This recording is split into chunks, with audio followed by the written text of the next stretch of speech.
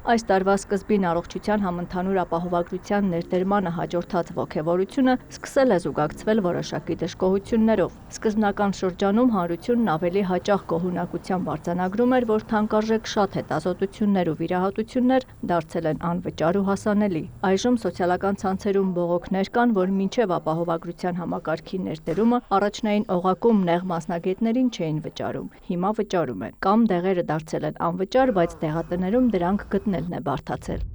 Ոնց է ստացվում, որ մինչև այս պետական ապահովագրությունը կինն իր պոլիկլինիկայում հնարավորություն ուներ գինեկոլոգիական անհրաժեշտ ծառայություններն անվճար ստանալ, իսկ հիմա պիտի վճարի։ Ուրեմն մի 5 տարի է հաշմանդամություն ունեմ ու ստանում էի որոշակի դեղեր անվճար։ Ճիշտ է թանկ դեղերը վճարովի էին, բայց դե էլի լավ էր։ Էս մի քանի ամիս է իմ կարևոր եւ հարաբերական թանկ դեղերն են դարձել անվճար։ Սերետայդը հաջողվել է միայն անցած ամիս ստանալ դեղատներից, էն էլ պատահաբար։ Դեղատներում չկա։ Երևանի Սուրբ Գրիգոր Լուսավորիչ բժշկական կենտրոնի պոլիկլինիկայում մեր հարցումների ժամանակ քաղաքացիներն ասում էին, նեղ մասնագետներին չեն վճարում, բայց ոմանք տեսախցիկից այն կողմ հաստատում էին, անհրաժեշտ տեղը գտնելը երբեմն դժվար է։ Խաչիկ Մարտիրոսյանը սրտի բաց վիրահատության է ենթարկվել, ասում է, եթե ապահովագրություն չունենար, խելառ գներ էր վճարելու։ Հիմա միայն փոխներարկված արյան համար են վճարել։ Նեղ մասնագետի խորհրդատվությունն էլ անվճար է։ Չէ, դրա համար չեմ վճարում։ Առաջին չեմ վճարել, հետո չգիտեմ կվճարեմ թե չէ, բայց ես մինչև հիմա չեմ վճարել։ Հիմա այսօր ես եկել եմ թերապևտի կաբինետը։ Մյուս ամսվա մեջ պետք է գնամ արդեն ամսի 8-ին սրտաբանի մոտ։ Սրտաբանը դեղորայքը նորից կասի օգնում է, չի օգնում։ Որ ապահովագրություն ունեք ու դիմում եք բժշկի նեղ մասնագետի կամ դեղ եք ստանում, դա վճարովի է թե անվճար, կամ մի բան որ վճարովի է։ Անվճար է, ջանիկս։ Անվճար ստանում են բոլոր դեղերը, սրտից դեղն էլ, շաքարի դեղն էլ։ Իսկ լինում է, որ գնաք դեղատուն, բոլոր դեղատները չգտնեք։ Այդպես բան չկա, բացի մի անգամ, որ ասեց մեկը կամ մեկը չկա, չեմ ստացել, ինչեւ ստացել եմ գնացել, մի անգամ երկուսը իրար հետ եմ ստանում։ Արձագանքելով համավճարի վերաբերյալ դժգոհություններին առողջության համընդհանուր ապահովագրության հիմնադրամում ընդգծում են, միշտ է ամրագրված եղել, որ կարող են կիրառվել նաև համավճարներ, այսինքն երբ ծառայության արժեքի մի մասը վճարում է պետությունը, մյուս մասը քաղաքացին։ Հաստատում են նեղ մասնագետի խորհրդատվության համար բուժհաստատություններն իրավունք ունեն սահմանել համավճար, այսինքն ծառայության դիմաց պետությունը բուժհաստատությանը փոխհատուցում է 6000 դրամ, բուժհաստատությունը կարող է քաղաքացուց ևս պահանջել առավելագույնը 6000։ Ընդ որում դա նոր կարգ չէ ու չի սահմանվել ազգային ժողովի ընտրություններից հետո, ինչը հաճախ շահարկվում է։ Մեծ թվով բժշկական կազմակերպություններ ընդհանրապես որևէ համավճար չեն կիրառում որևէ մասնագիտացված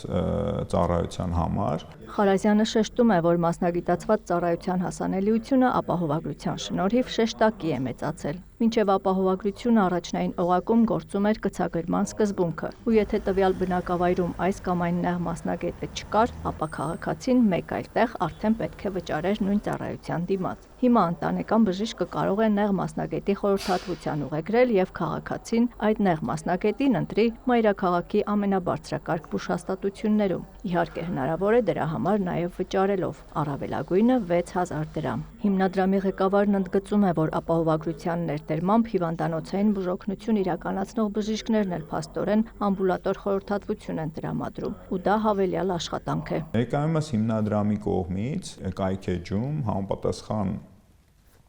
գործիք է ներդրվել եւ բժշկական կազմակերպությունները ներկայացնելու են բոլոր այն բժիշկներին, մասնագետներին, որոնք որ իրականացնում են ամբուլատոր խորհրդատվություն կամ սպասարկում են այցեր եւ նաեւ նշելու են որքան է կազմում նրանց համավճարը, այսինքն եթե արկա է կամ սահմանված է համավճար, ապա դա որքան կկազմի, որպեսզի մեր քաղաքացիները նախորոք տեղեկացված լինեն։ Համավճար է կիրառվում նաև թանկարժեք ծառայությունների դեպքում, օրինակ էպիլեպսիայի վիրահատության, ռոբոտ սարքերով միջամտությունների եւ այլն։ Եվ դա մեզ հնարավորություն է տալիս, որպեսզի մենք նաև առողջապահության համակարգում կիրառենք նորագույն լուծումներ, որովհետև այս դեպքում մեր շահառուն հնարավորություն ունի օգտվել անվճար այն ծառայությունից, որը որ մատուցվում է, ապահովության շրջանակներում փոխհատուցել է եւ ռոբոտ սարքի միջոցով, օրինակ, իրականացվող ծառայություն, որի համար եթե նա ընտրում է այդ մեթոդով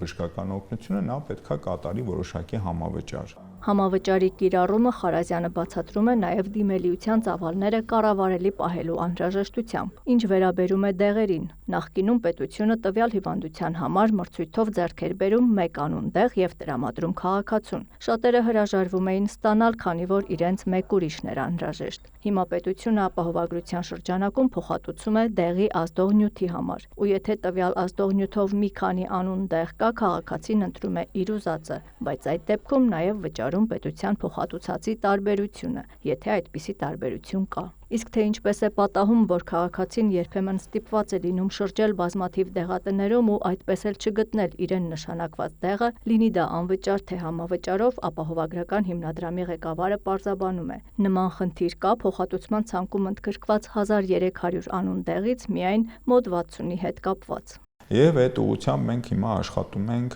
ներկրողների հետ։ Խոսքն այն ընկերությունների մասին է, որոնք տվյալ դեղերը ներկրելու բացառիկ իրավունք ունեն, որն ստացել են արտադրողից։ Պետության առաջարկած փոխհատուցման չափն այդ ընկերություններին չի գոհացնում։ Այսինքն մենք, երբ որ հաշվարկում ենք մեր մեթոդաբանության հիման վրա նորմալ շահութաբերություն, գներ եւ այլն,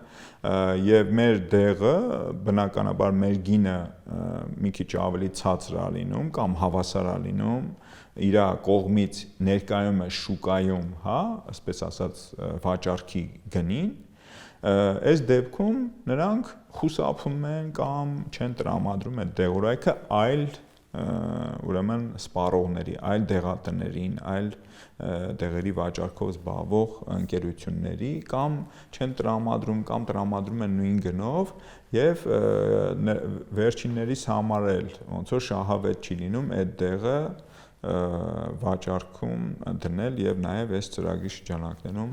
փոխհատուցել։ Այդ ընկերությունների հետ առողջության համընդհանուր ապահովագրության հիմնադրամի ներկայացուցիչները կհանդիպեն, եթե քննարկումները արդյունք չտան, կդիմեն արտադրողին, տեղեկացնելու, որ ներկրող ընկերությունը չարաշահում է իր բացառիկ հնարավորությունները, իսկ տվյալ դեղը կհանվի փոխհատուցվող դեղերի ցանկից։ Դրա կարիքն ունեցող քաղաքացուն պետությունն ամեն դեպքում այլընտրանք է առաջարկում։ Երբ որ ասում են, որ համավճար է կիրառում եւ այլն, դուք հաստատ իմացեք, որ այլընտրանք կա, ուղղակի